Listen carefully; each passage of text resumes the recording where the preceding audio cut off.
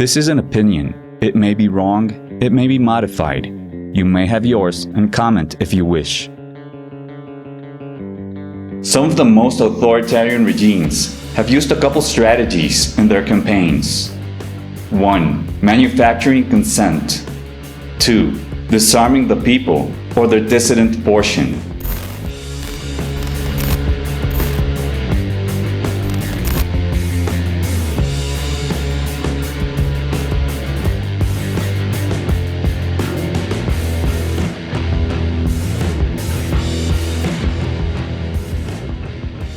One. Manufacturing consent. Heavy propaganda investment, seeking to lead the people to think in a certain way, to approve the decisions of those in power, to create the well-known Stockholm Syndrome, to develop positive feelings with their abusers. Seeking this objective, farces such as nationalism have been used, as well as false flag attacks. The Hegelian dialectic.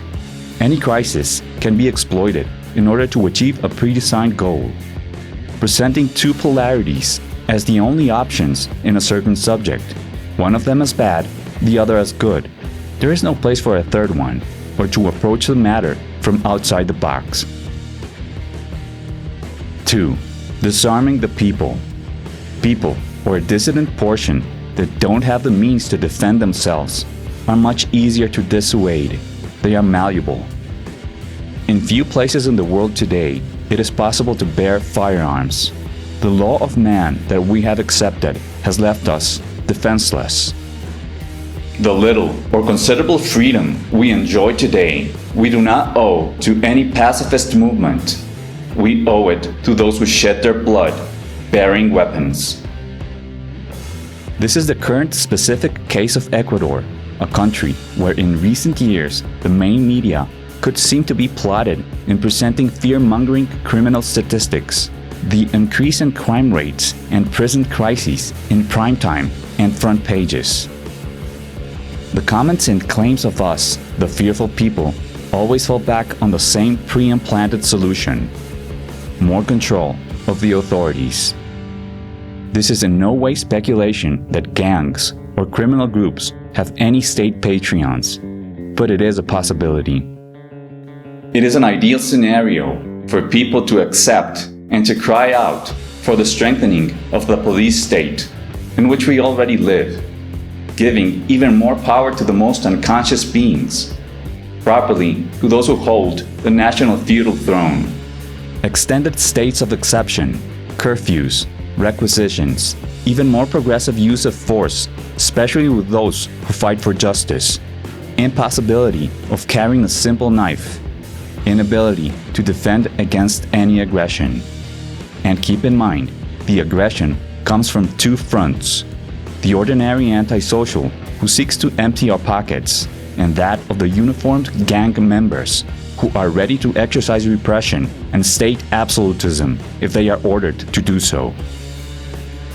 In my opinion, these are two awful manufactures in the current urban psyche. Firearms are violent or generate violence, which goes hand in hand with we need more control from the authorities. Weapons are tools, just like words. Consciousness determines if they are used to liberate, to defend, or to violate. We have been pacified and disarmed with this falsehood, with false security. They don't defend us. They never have. Unarmed bipeds cannot defend themselves against ordinary criminals or our main executioner, the government, which we wrongly call authority. If someone tries to enter your home without permission, or if someone physically assaults you, you have a divine right to defend yourself, and if needed, to use lethal force. Defense is not violence. Whatever man's law says, wherever throughout imaginary geographical boundaries, is irrelevant against a universal truth. In an armed, united community in which there is education and caring neighbors, where each individual stands for the one next to him, that is an anarchist community, no antisocial would dare to set foot in.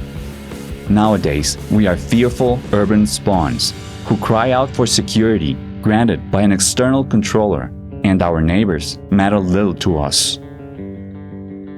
Specifically, with the problem of ordinary criminals, not those wearing uniforms or suits and ties.